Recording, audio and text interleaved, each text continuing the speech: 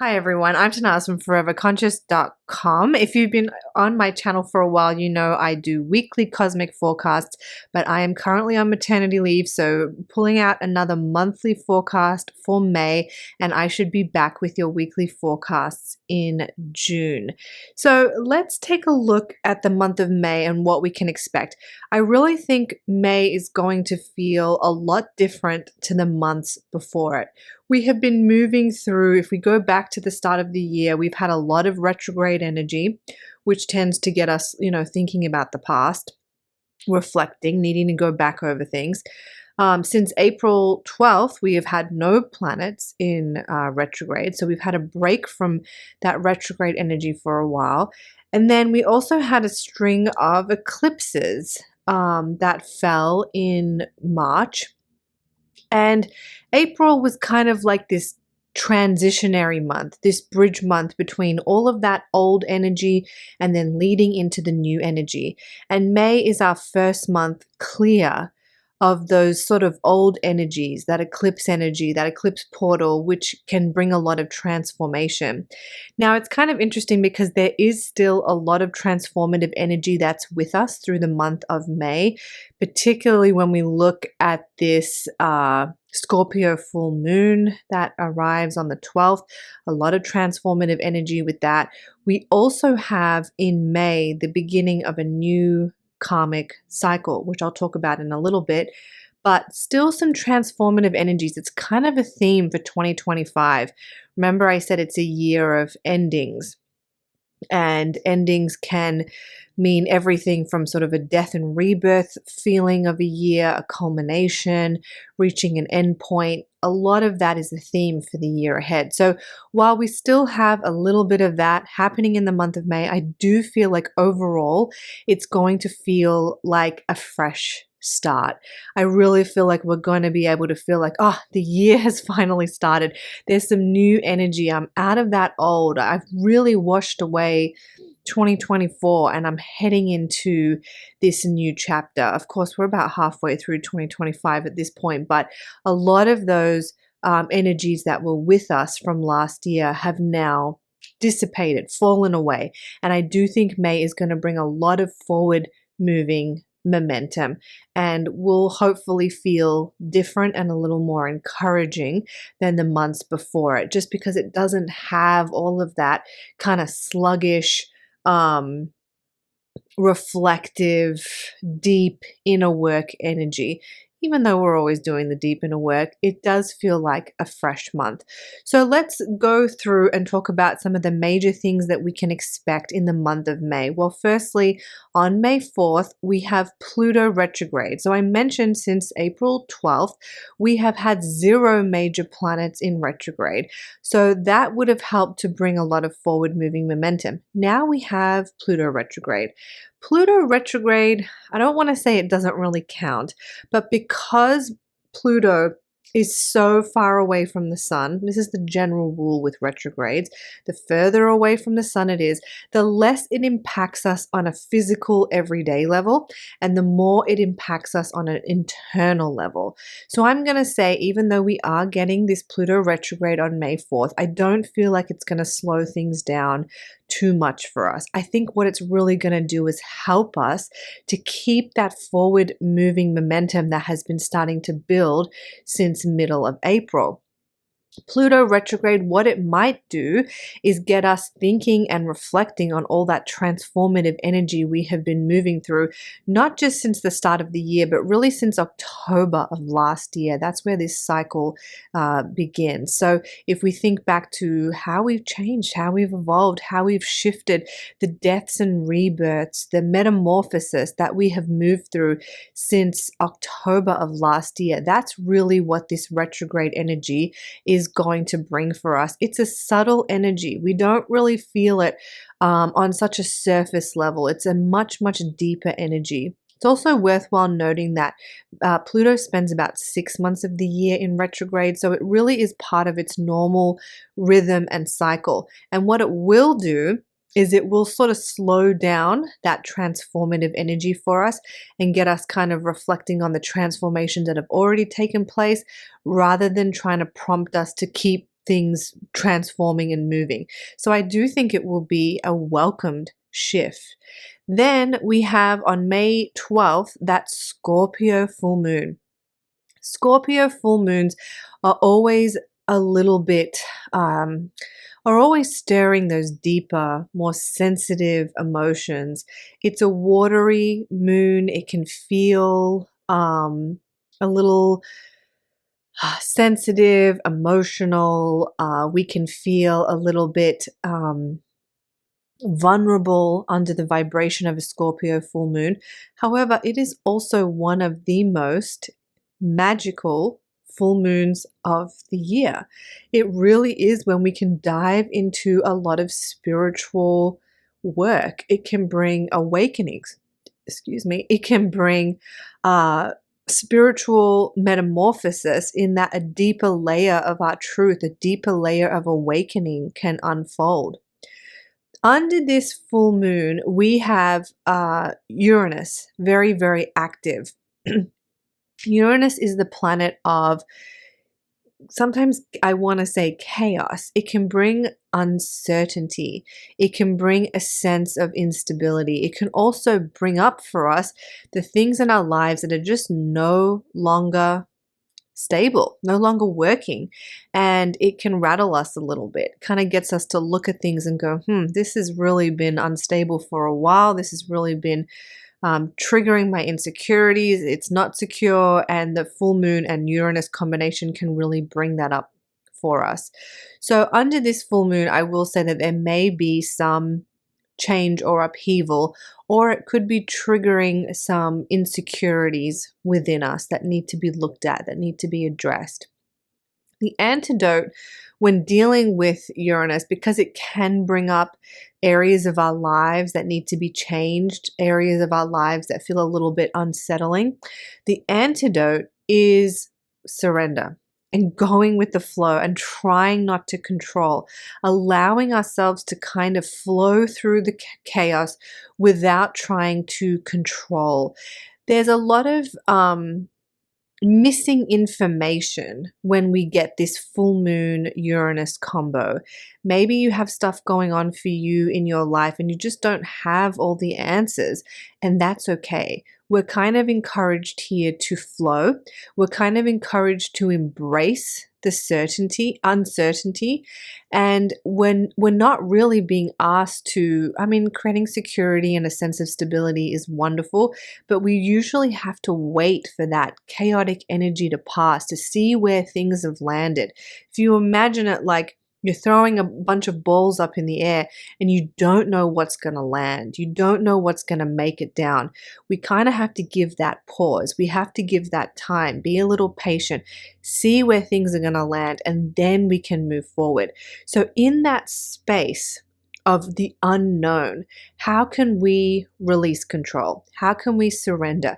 How can we find some comfortability in that really uncomfortable feeling of not knowing, of being stuck between one space and the next? And that can really be confronting for us. And I think that's something that might come up for us under that full moon, May 12th, Scorpio full moon. We really have to try to surrender and be okay with being in that space of not knowing.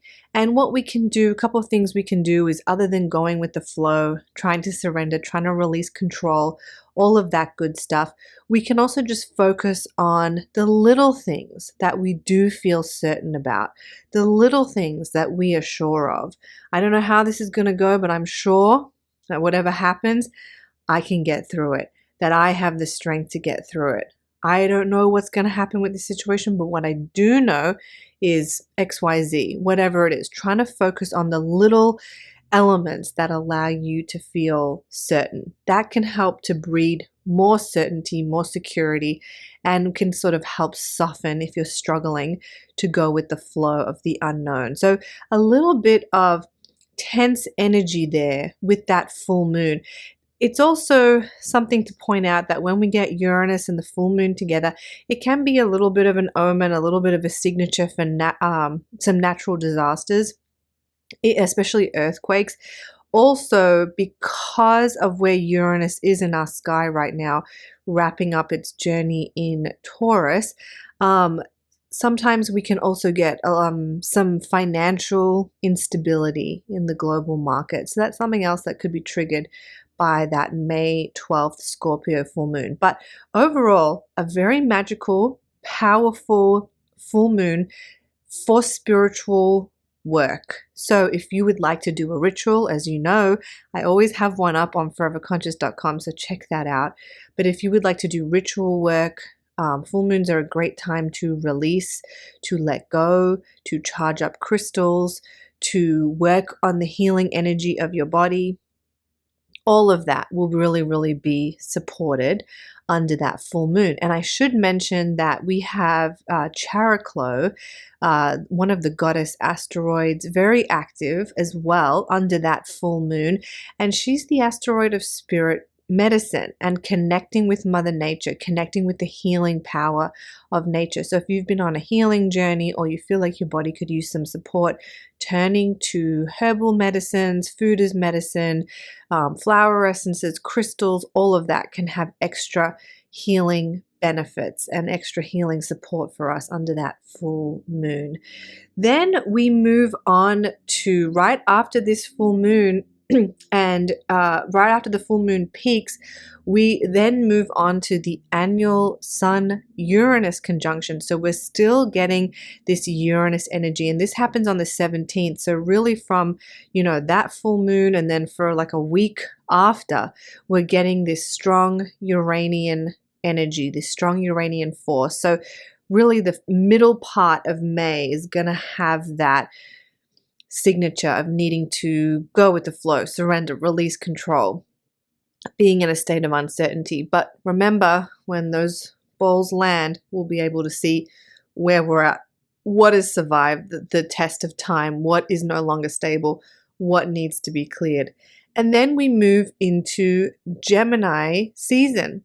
And I really like the energy around this. I think that Taurus energy, dealing with that Uranian energy, dealing with that Taurus energy, we'll probably be feeling, even though it's nice and earthy and grounded and soothing and nourishing, I think we'll be ready for that change when May 20th rolls around and we move from that earthy energy into air sign Gemini. So what we get is energy moving up our energy field from our lower chakras, which are helping us ground and stabilize, to our higher chakras, where we can feel more creative, more cerebral, more in touch with our mental energies.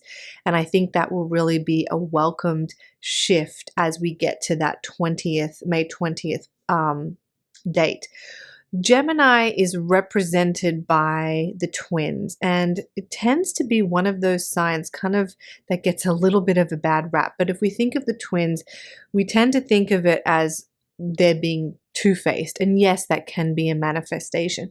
However, if we look at the myth behind the twins, one twin is mortal and from this world, and the other twin is immortal and not from this world. And it's sort of how the two of them work together.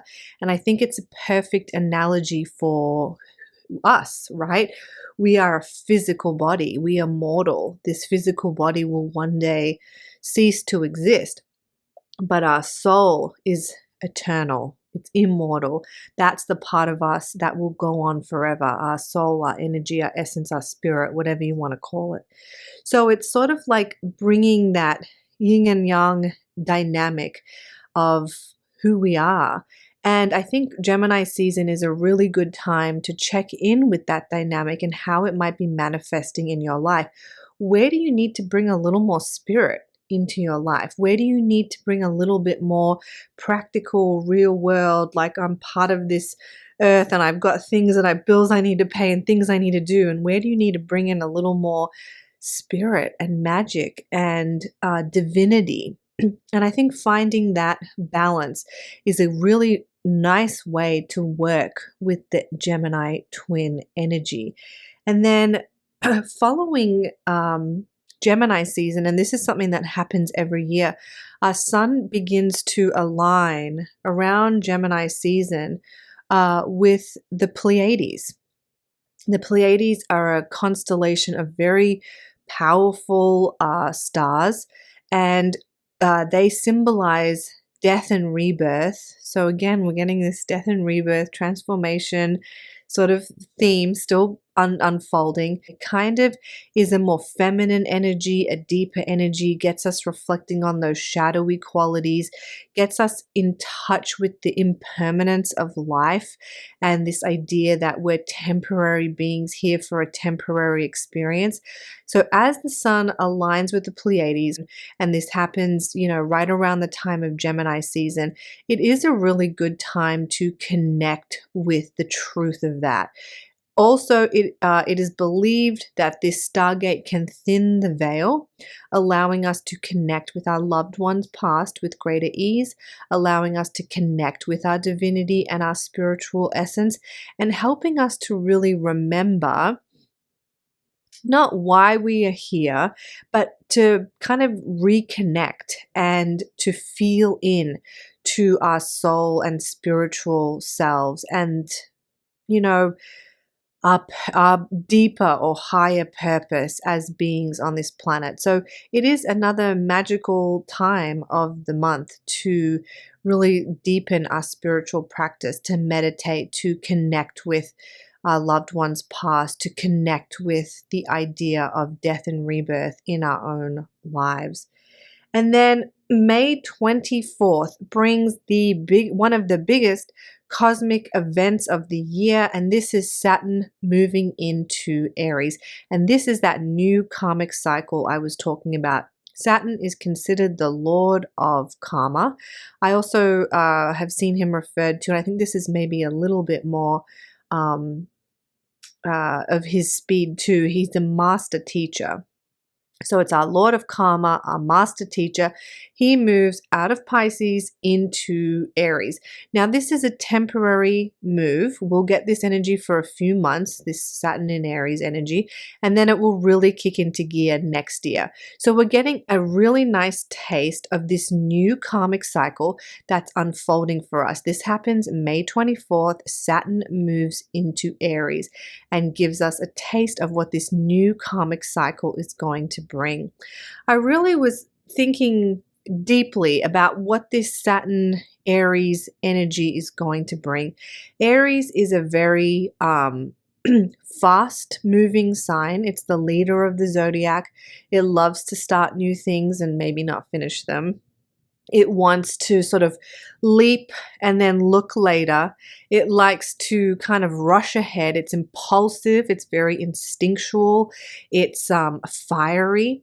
Saturn is slow, methodical, well thought out, wants to think about things, wants to see things through, have things have longevity, stand the test of time. So we're going to see a little push-pull between these energies and how they manifest in our lives. On one hand, I think it's going to be great for starting new projects. I think the new projects that you start really will have some longevity behind them with that presence of Saturn there. Saturn will want us to see it through. Aries just likes to start things, doesn't always like to see them through, but Saturn will help bring some grounding to that. Aries energy wants to move impulsively. Saturn wants to be slow, methodical, and well thought out.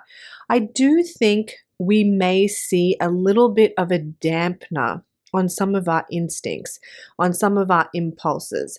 However, over time, and as we get used to this energy, as we move through these master teachings that Saturn will have for us, I think ultimately it will help us to sharpen our instincts, sharpen what we're going to have stand the test of time in our lives, sharpen, that desire to take the leap of faith, to look later.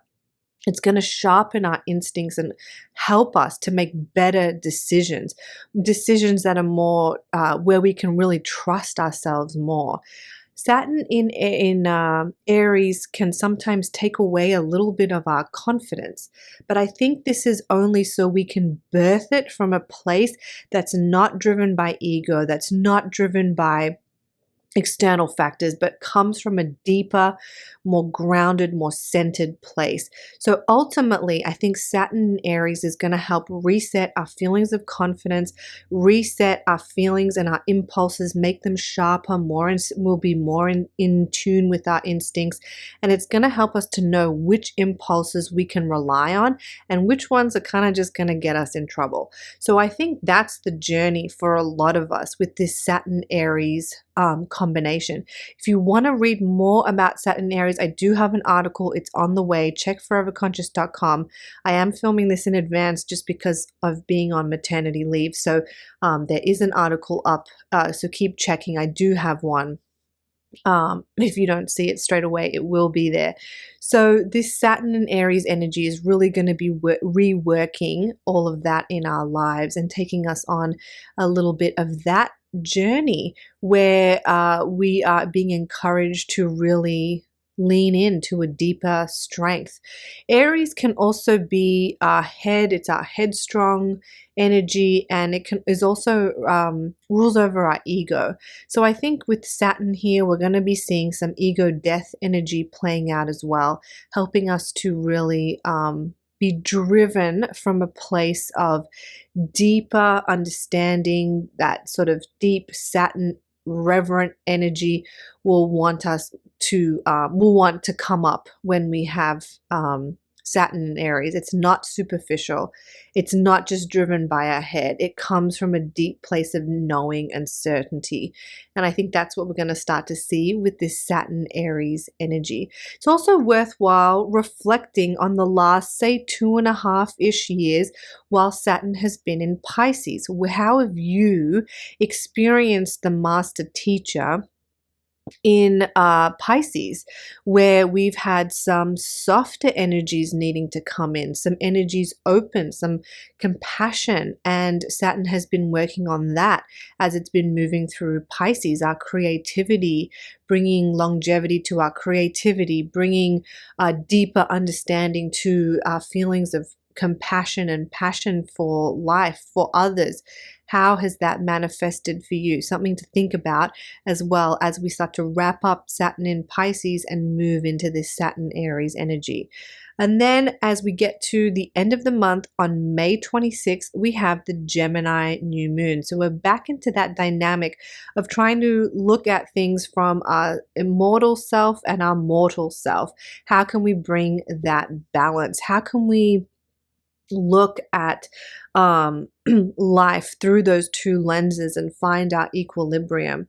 And then right at the end of the month, we have one of the best cosmic alignments of the year, May 29th, although we tend to feel it for a couple of days around that date, the Aldebaran Gateway. Aldebaran is one of the 4 royal stars and is believed to be the gateway for our soul.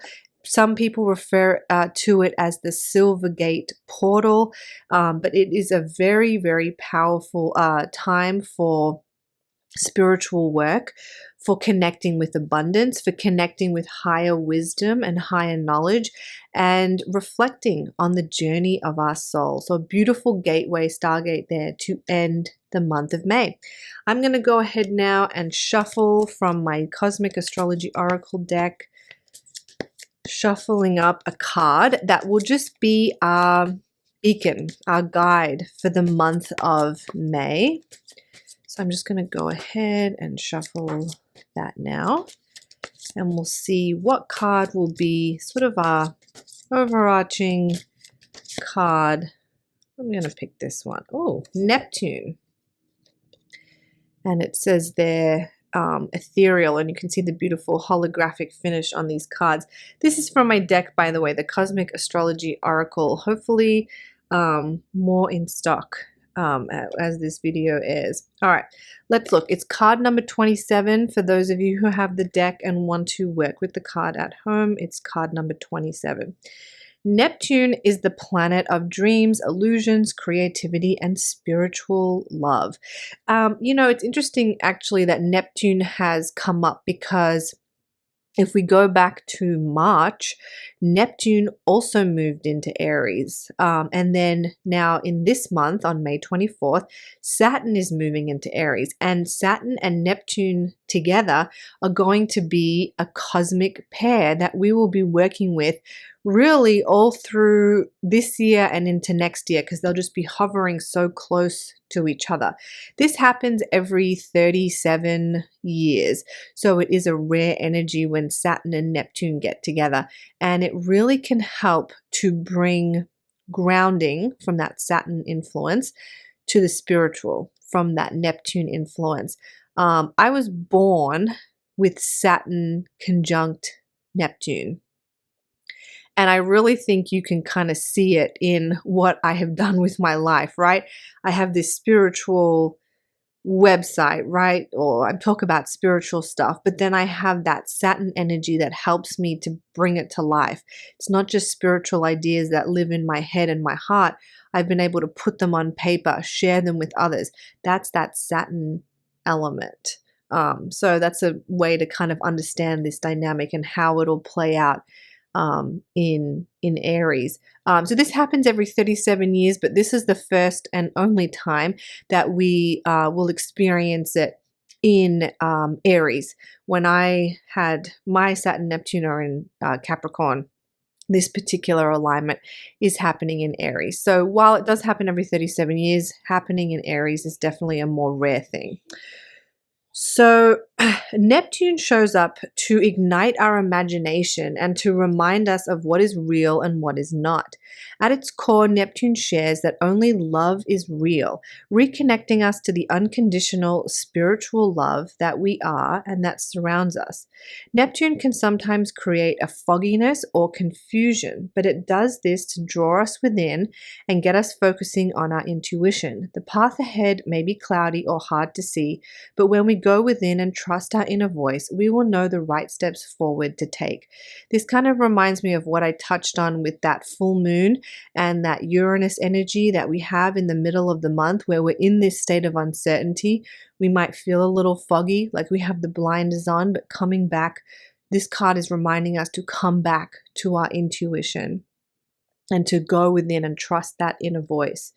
Neptune is also linked to deceit and illusions. Perhaps you are hearing something that is not really true. Perhaps you're holding on to some thoughts that are not really true.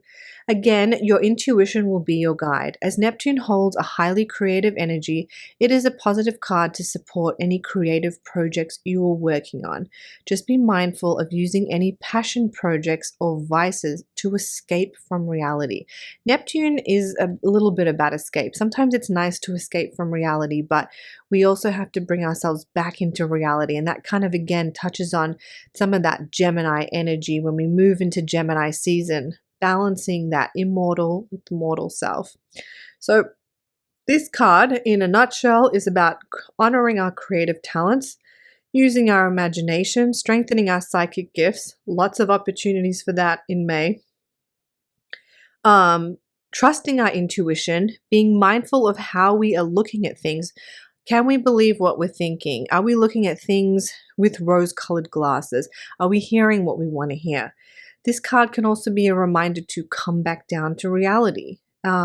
It's a card, Neptune is very connected to our dreams and the psychic messages that are contained in our dreams. Creative projects can bring success. Connect with your spirit guides or loved ones. Be mindful of addictive behaviors can also be with that card. So that was from the book. Card number 27, your card for the month of May is Neptune.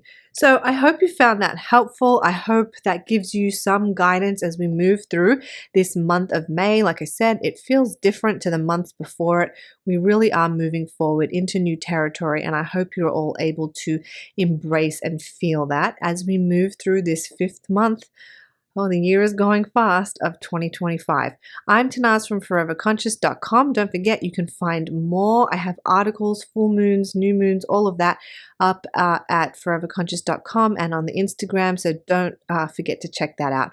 I'll see you all in June. I'm Tanaaz. Thank you so much.